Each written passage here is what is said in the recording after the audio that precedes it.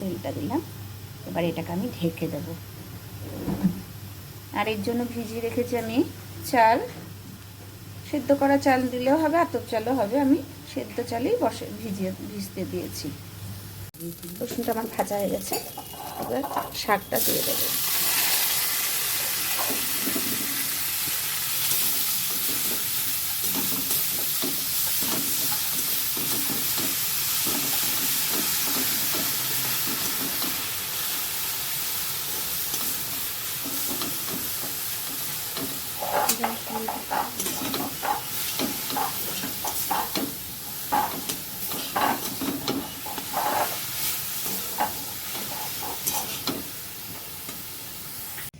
ছোলার শাকটা বাটিতে নামিয়ে রেখেছি। এবার দিয়ে দিলাম কড়াইয়ের তেল।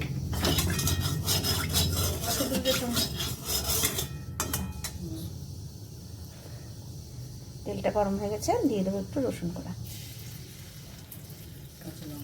কাঁচা লঙ্কা একটু ফাটিয়ে দিলেই হবে। কাঁচা লঙ্কাটা আমি পেঁয়াজ ব্যবহার করব না।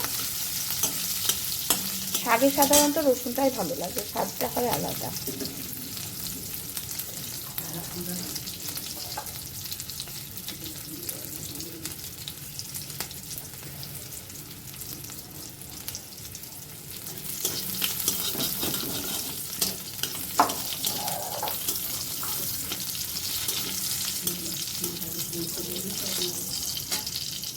দিলাম বেটে রাখা চাল, ভিজিয়ে রেখেছিলাম, এটাকে বেটে নিলাম।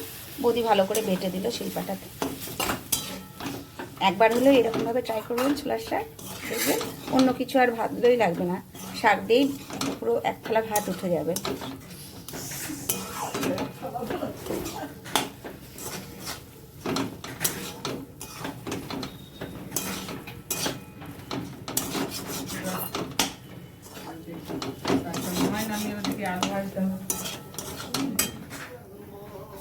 দেখুন কত সুন্দর হয়েছে ছোলার শাক।